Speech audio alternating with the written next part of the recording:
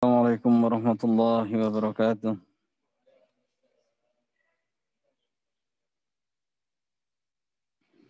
Innal hamdalillah nahmaduhu wa nasta'inuhu wa nastaghfiruh wa na'udzu billahi min shururi anfusina wa min sayyiati a'malina. Man yahdihillahu fala mudilla lahu wa man yudlil fala hadiyalah. Wa asyhadu an la ilaha illallah wahdahu la syarika lah wa asyhadu anna Muhammadan abduhu wa rasuluh. يا أيها الذين آمنوا اتقوا الله حق تقاته ولا تموتن إلا وأنتم مسلمون يا أيها الناس اتقوا ربكم الذي خلقكم من نفس واحدة وخلق منها زوجها وبث منهما رجالا كثيرا ونساء واتقوا الله الذي تساءلون به والأرحام إن الله كان عليكم رقيبا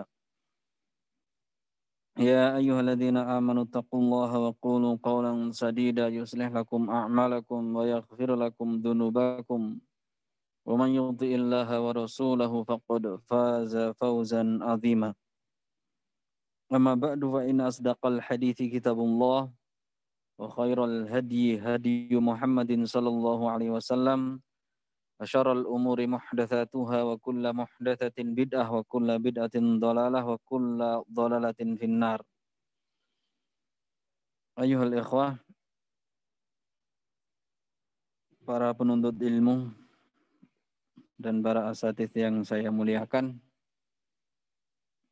Alhamdulillah pada kesempatan malam hari ini kita diberi taufik oleh Allah SWT untuk melanjutkan kajian ilmiah, yaitu membahas kitab Ad-Durarul Bahiyah karya Imam Asy-Syaukani rahimahullahu ta'ala. Pada kesempatan malam hari ini kita akan membahas babu sholatil istisqa. Bab tentang sholat istisqa. Ya, pada kitab baru ini halaman 128.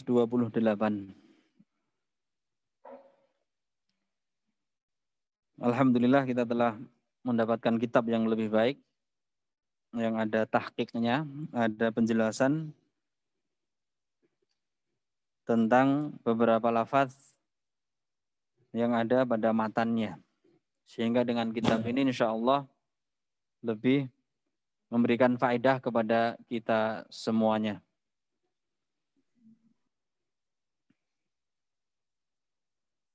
Sholat istisqa adalah sholat yang disyariatkan, disunnahkan tatkala terjadi kemarau panjang, terjadi kekeringan. Istisqa artinya tolabu saqyi. Tolabu saqyi, yaitu meminta hujan. Nah, sehingga ya sholat ini disunnahkan ketika kemarau panjang tidak ada hujan. Sebagaimana hadis-hadis yang datang dalam perkara ini. Di antara hadis yang datang dalam bab ini, saya bacakan dari kitab Bulughul Maram. Wa an Aisyah radhiyallahu anha qalat syakan nasu ila Rasulillah sallallahu alaihi wasallam quhutal matar. Fa amara bi mimbarin fa wudi'a lahu bil musalla wa wa'adan nasa yauman yakhrujuna fihi. Dari sahabat Aisyah, semoga Allah meridhoinya, beliau berkata, ya ini saya bacakan dari kitab Bulughul Maram karena di dalam kitab antum tidak ada, dalam kitab Durarul Bahiyah enggak ada. Ini hadisnya saya bacakan, saya menukilkan dari kitab Bulughul Maram. Aisyah menceritakan bahwasanya manusia di waktu Rasulullah SAW masih hidup, ketika terjadi kemarau panjang, mereka mengeluhkan kepada Rasulullah SAW tentang keringnya hujan, artinya paceklik karena tidak ada hujan. Maka Rasulullah memerintahkan untuk sediakan mimbar. Faudi alahu bil musola. Mimbar itu diperintahkan untuk diletakkan di tanah lapang. Wa wa'adan nasa yauman yakhrujuna fihi. Dan beliau memberi janji kepada manusia agar mereka berkumpul di suatu hari di tempat tanah lapang tersebut. Fa kharaja hina bada hajibu syams. Maka Rasulullah keluar ketika matahari itu mulai muncul seperti ya munculnya baru sedikit ya seperti alis yang ada di mata ya hajib ya baru muncul sedikit. Faqa'ada 'alal mimbari fakabbara wa hamidallah. Maka Rasulullah duduk di atas mimbar lalu bertakbir dan memuji Allah. Tsumma qala innakum syakautum jadba diyarikum wa qad amarakumullahu an tad'uhu wa wa'adakum an yastajiba lakum. Rasulullah bersabda, sesungguhnya kalian telah mengeluhkan kekeringan yang menimpa rumah-rumah kalian. Dan sungguh Allah telah memerintahkan kalian agar kalian berdoa kepadanya. Dan Allah menjanjikan kepada kalian akan mengabulkan doa kalian. Tsumma qala alhamdulillahi rabbil alamin arrahmanir rahim maliki yaumiddin la ilaha illallah yaf'alu ma yurid. Kemudian beliau bersabda ya dengan membaca lafaz-lafaz ayat-ayat di dalam surat Al-Fatihah, beberapa ayat saja. Segala puji bagi Allah, Rabb semesta alam, Ar-Rahman Ar-Rahim, yang maha luas rahmatnya, kasih sayangnya, Ar-Rahim yang sangat penyayang, yang menguasai hari pembalasan, tidak ada ilah yang hak, yang berhak disembah kecuali Allah. Allah melakukan apa yang Allah kehendaki. Allahumma anta Allah, ya Allah engkau adalah Allah. La ilaha illa anta, tidak ada sesembahan yang hak kecuali engkau. Antal ghaniyyu wa nahnul fuqara. Engkau yang kaya dan kami para fuqara. Kami adalah orang-orang yang membutuhkanmu. Anzil alainal ghaitha. Turunkan kepada kami hujan. Waj'al ma anzalta alaina quwwatan wa balaghan ilahin. Dan jadikanlah apa yang engkau turunkan kepada kami sebagai kekuatan dan penyampai kepadamu sampai waktu yang ditentukan. Penyampai maksudnya sebagai sarana untuk beribadah kepada Allah sehingga ya bisa sampai kepada Allah di akhirat dengan selamat mendapatkan ridha Allah Subhanahu wa taala. Tsumma rafa'a yadayhi. Kemudian beliau terus mengangkat tangannya, kedua tangannya. Falam yazal hatta ru'ya bayadu ibtaihi. Terus beliau mengangkat tangannya sampai terlihat putihnya ketiak beliau. Tsumma hawwala ilan nasi dhahrahu. Kemudian beliau memutar badannya kepada manusia, yang membelakangi manusia. Wa qala barida'ahu. Kemudian beliau membalik ridaknya, kain yang menutupi badan bagian atas ridak. Ya. Beliau berpakaian dengan dua kain, satu menutup badan bagian atas, satu menutup dari pusar ke bawah. Ya, seperti kain ihram. Pakaian beliau seperti itu. Maka ketika beliau istisqa, dibalik pakaian bagian atasnya ridak beliau. Ya, dibalik dari posisi yang tadinya di luar, ya, dijadikan di dalam. Wa huwa rafi'un yadayhi, dan beliau dalam keadaan tetap mengangkat tangan beliau. Tsumma aqbala 'alan nas, kemudian beliau menghadap kepada manusia kembali. Wa nazala, lalu beliau turun mimbar. Fa shalla raka'atain, kemudian beliau salat 2 rakaat. Jadi tata caranya sholat istisqa di dalam hadis ini yang pertama tadi ya Rasulullah duduk di atas mimbar, kemudian beliau bertakbir dan memuji Allah, ya, lalu memberikan nasihat kepada manusia.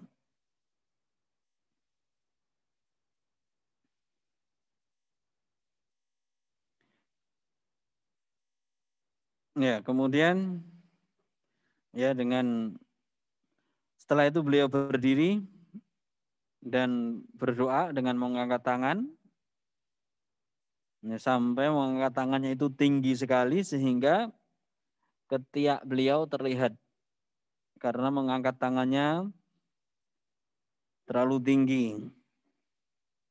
Kemudian beliau membelakangi manusia dan membalik pakaian yang menutupi badannya, rida. Ya. Kemudian beliau menghadap manusia kembali, kemudian baru sholat 2 rakaat. Ya, ini tata cara sholat istisqa yang pertama. Ya, tata cara sholat istisqa yang kedua akan kita sebutkan nanti.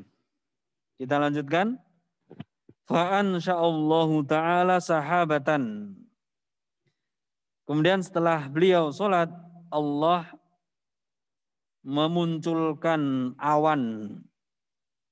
Ya, menciptakan awan. Wara'adat. Kemudian terdengar suara ra'ad. Yaitu suara petir. Wabaraqat. Ya, ada kilat. Tsumma amtarat. Kemudian turun hujan. Hadis ini riwayat Abu Dawud. Ya. Ini salah satu cara sholat istisqa. Kembali kita ke kitab asal, kitab yang kita pelajari. Berkata Imam Syaukani rahimahullah, yusannu indal jadbi rok'atani. Disunahkan ketika terjadi paceklik, jadab, ya, paceklik atau kemarau panjang, dengan sholat 2 rakaat. Ya. Ba'daha khutbatun. Setelah sholat 2 rakaat khutbah. Ya. Ini beliau berpendapat bahwasanya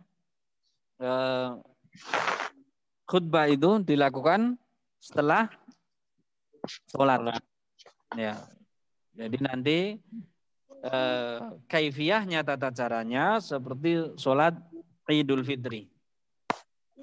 Ini yang beliau sholat apa ini? Dalam kitab ini. Hah?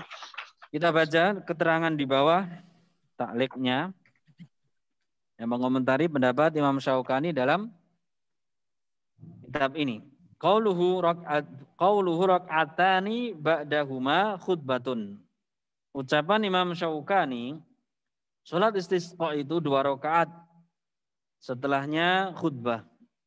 Zada fi sail, beliau menambahkan dalam kitab As-Sail, kitab beliau yang lain, kitabnya Imam Syaukani, As-Sailul Jarrar, juz pertama, halaman 324.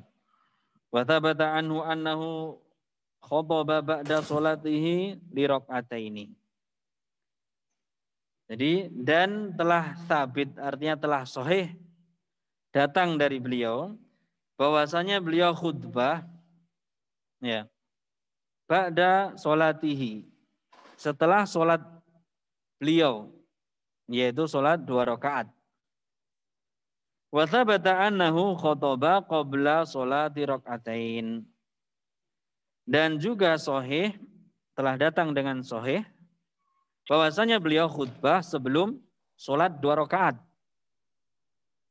Ya, jadi beliau memilih ada 2 cara.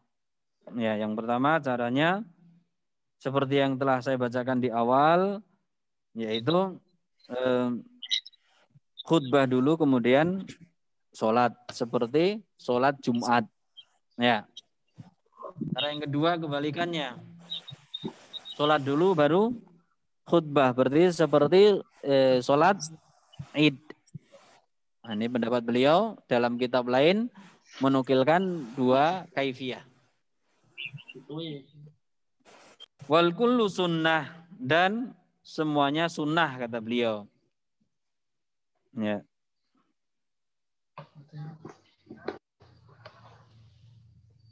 Ini saja ya keterangan singkat dari pentahqiq. Ya.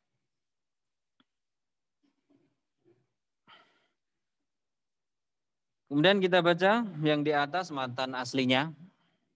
Matan yang kita baca, yang kita pelajari, matan yang asal. Tatadammanu, khutbah tersebut mengandung at-tadhkira, ya, wa targhiba fit ta'ati wa zajra 'anil ma'siyati. At-tadhkir mengingatkan manusia, mengingatkan supaya lebih meningkatkan ketakwaan kepada Allah Subhanahu wa taala.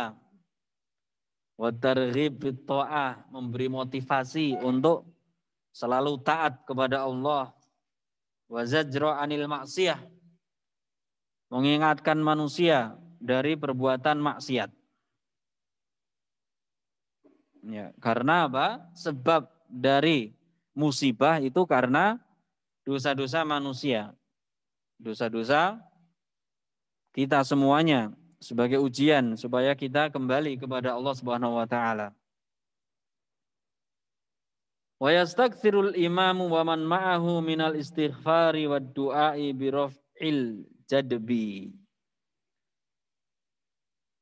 Dan imam memperbanyak, dan juga orang yang bersama imam yaitu para makmum memperbanyak beristighfar, meminta ampun kepada Allah dan berdoa kepada Allah agar diangkat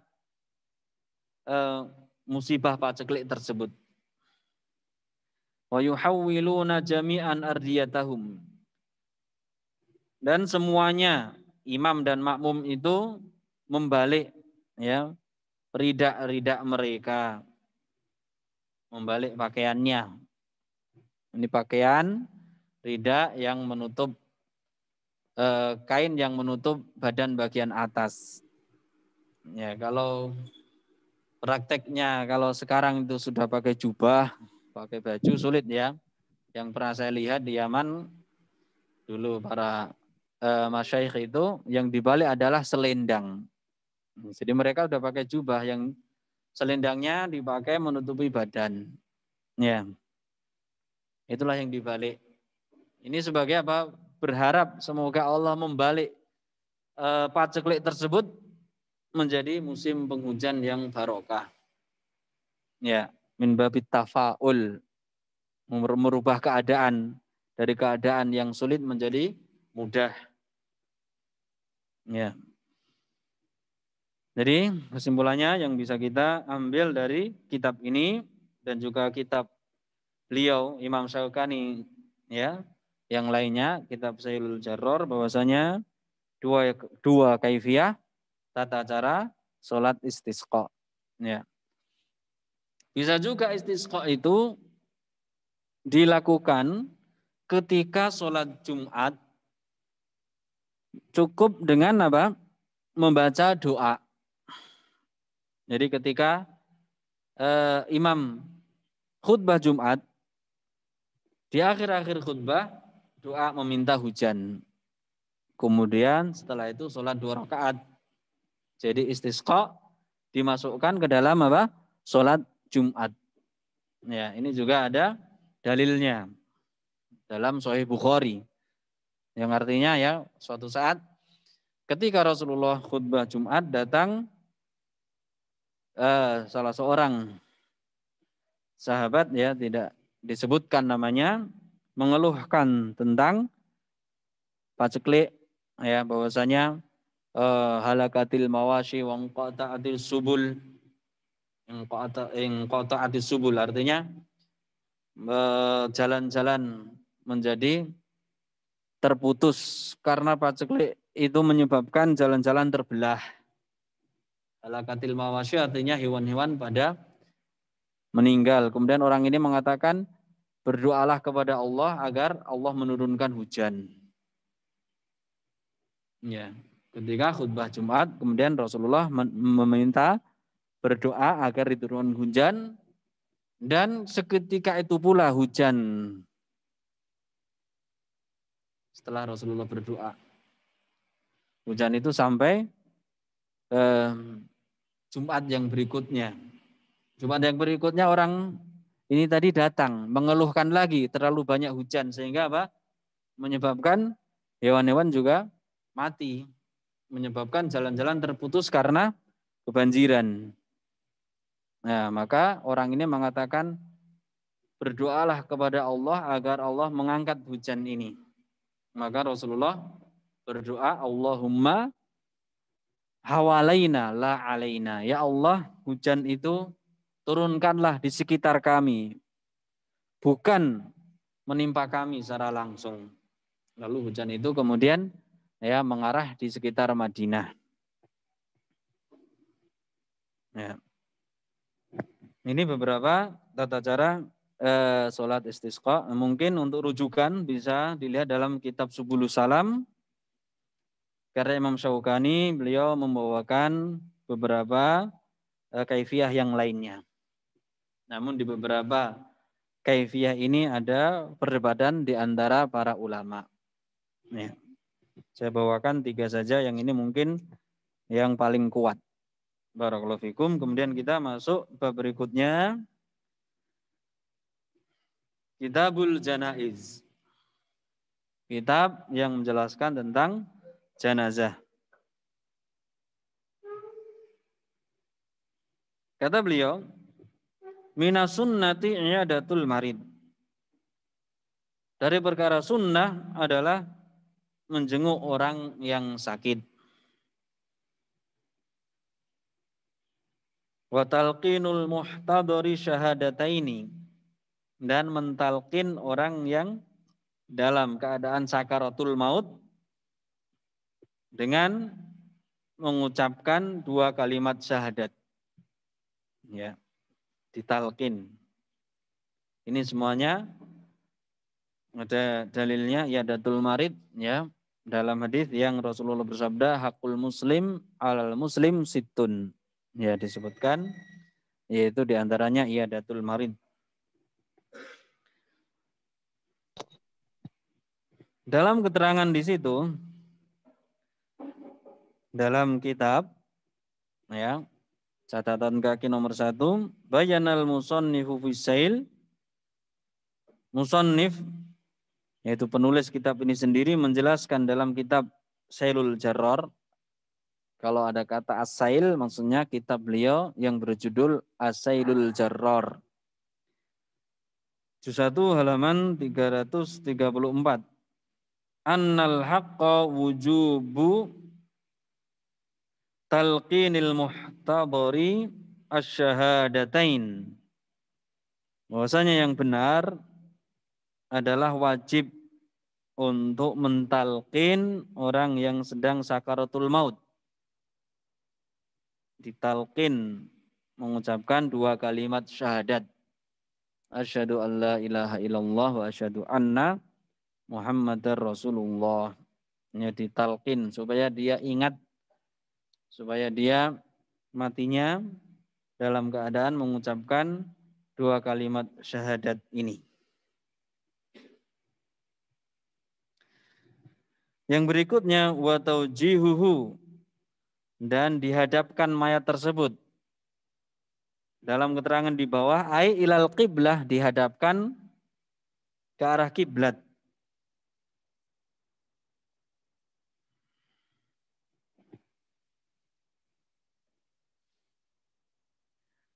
Ya, tetapi di situ ada keterangan ya, bahwasanya allaqa masyru'iyatahu ala sihatil hadits fihi.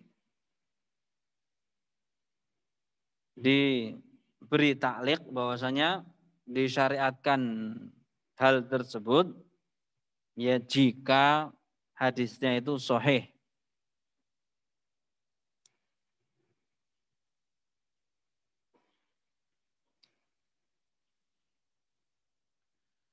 Kemudian yang berikutnya wa taghmiduhu idza mata, dan dipejamkan orang tersebut apabila sudah betul-betul meninggal. Karena biasanya kalau orang meninggal itu matanya terbuka. Ya, jadi ruh itu ketika keluar dari jasad diikuti oleh mata. Ya, diikuti oleh mata sehingga orang yang meninggal dunia matanya terbuka. Nah, ketika sudah betul-betul meninggal maka dipejamkan matanya. Wa qiraatu Yasin alaihi, membacakan surat Yasin kepadanya. Ya, ini saya bacakan hadis tentang hal ini, penjelasan. Nah, ini berdasarkan hadis, tapi kita lihat hadisnya dijelaskan oleh para ulama, hadis tersebut dhaif. Jadi Imam Syaukani berpendapat untuk membacakan surat Yasin. Ya, berdasarkan sebuah hadis, tetapi hadisnya dhaif, sehingga tidak disunnahkan atau tidak disyariatkan untuk membacakan Yasin. Dalam hal ini ada hadis yang diriwayatkan oleh Maqil bin Yasar bahwasanya Nabi SAW bersabda, Iqra'u ala mautakum Yasin, rawahu Abu Dawud wan Nasa'i wa sahhahahu Ibnu Hibban. Ya. Hadisnya berbunyi, bacakan kepada mautakum. Mautakum ini pun maksudnya bukan orang yang sudah mati, orang yang ingin menjelang kematian. Ya, orang yang sedang menghadapi kematian, akan meninggal dunia. Bacakan kepada orang yang akan meninggal dunia di antara kalian surat Yasin. Bukan setelah mati. Riwayat Abu Dawud, Nasa'i, dan disahihkan oleh Ibnu Hibban. Ya. Para ulama mengomentari hadis ini dengan mengatakan bahwasanya hadis ini muttarib. Ya.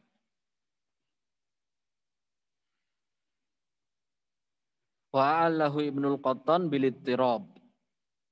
Ibnul Qattan seorang ulama yang sangat detail dalam membahas sebuah hadis.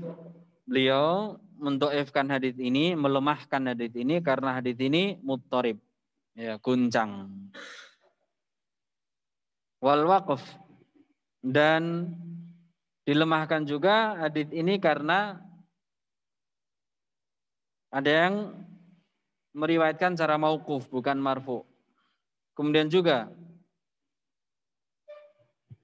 sebab kedhaifan yang lainnya wa bi jahalati hali Abi Utsman wa abihi, dan adanya jahalah rawi yang majhul yaitu Abu Utsman dan bapaknya Abu Utsman. Itu Ibnul Qattan. Kemudian ulama yang lain yaitu Daraqutni, seorang ulama yang juga yang sangat teliti dalam membahas hadis. Anhu qala hadza haditsun muttaribul isnad majhulul matni wala yasihhu.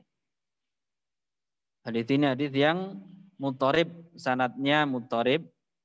Muttarib itu goncang, artinya tidak bisa dipastikan, kadang diriwayatkan dalam bentuk demikian, kadang riwayatnya demikian. Jadi ittirab, tidak bisa digabungkan, tidak bisa dijamakkan, sehingga dikatakan ittirab atau muttarib. Kemudian majhulul matni, juga matannya itu ada jahalah, majhul, wala yasih, dan tidak benar, tidak sahih.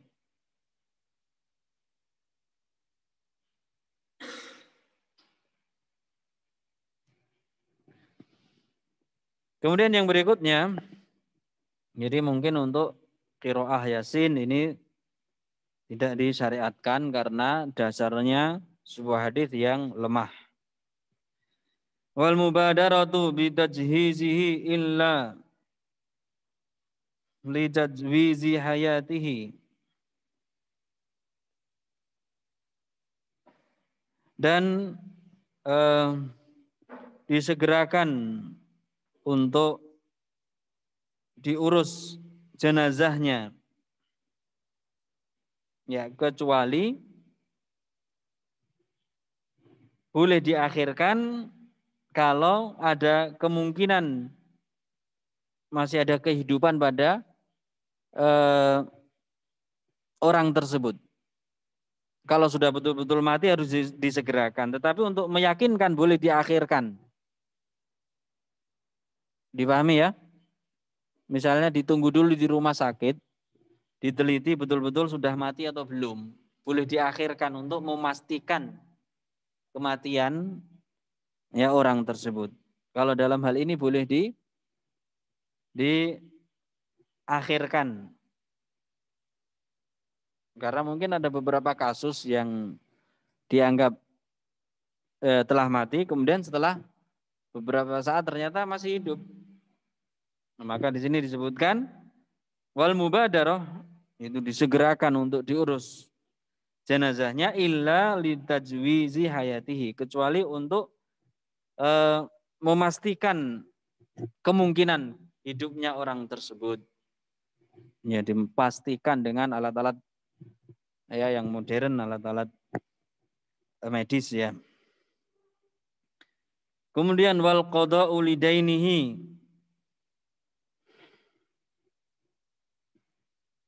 wa tasjiyatuhu, kemudian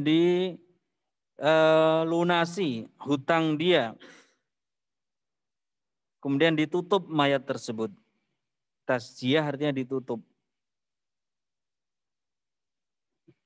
Suciyatil mayyitu idza ghataitahu bi thawbin wa nahwihi. Suciyatil mayyit, di tasjiyah mayit apabila kamu menutup dia dengan kain dan yang semisalnya. Dilihat catatan kaki nomor 3.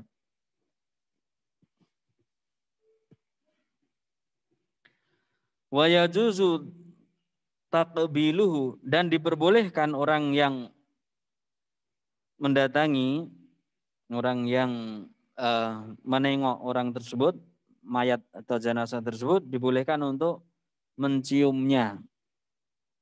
Ya, ini berdasarkan perbuatan Abu Bakar As-Siddiq ketika Rasulullah SAW wafat, maka beliau datang, kemudian beliau membuka kain yang ditutupkan kepada Rasulullah, lalu Abu Bakar mencium jidat Rasulullah SAW.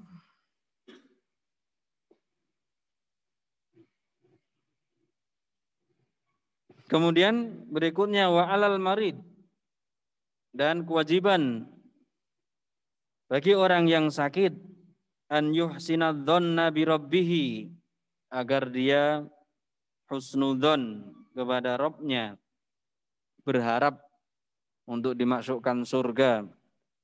Husnudzon, berharap kebaikan. Dia akan meninggal dalam keadaan istiqomah, berharap mendapatkan rahmat Allah SWT, berprasangka baik bahwasanya Allah akan memudahkan urusannya. Jadi bagi orang yang sakit hendaklah seperti ini, prasangka yang baik kepada Allah SWT. Wa yatuba ilaihi, dan hendaklah dia bertobat kepada Allah. Wa yatakhallasu an kulli ma alaihi, dan dia berlepas diri dari apa yang menjadi tanggung jawab dia. Berlepas diri atau artinya melunasi apa yang menjadi tanggungannya, menyelesaikan apa yang menjadi kewajibannya.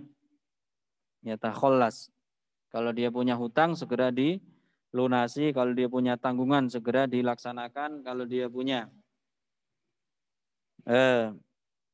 suatu kewajiban, entah itu kepada Allah SWT atau kepada manusia, segera ditunaikan.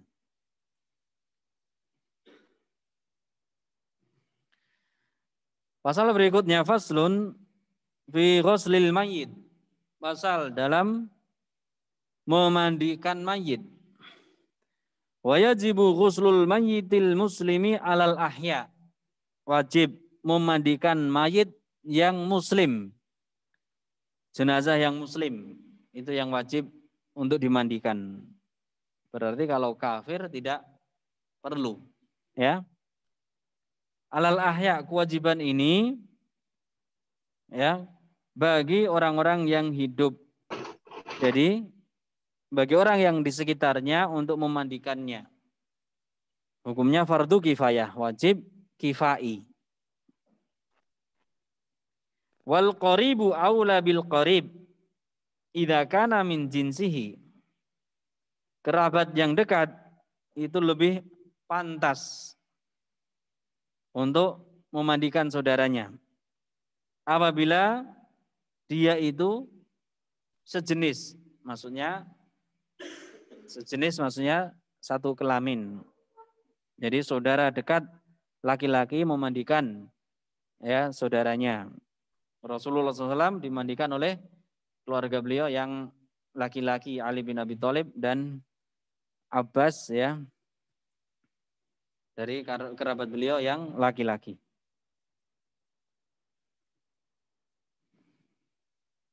Wa ahadu zaujaini bil akhar. Suami istri, salah satu dari suami istri memandikan yang lain, yaitu istri memandikan suaminya ketika suaminya meninggal dunia terlebih dahulu, atau kebalikannya.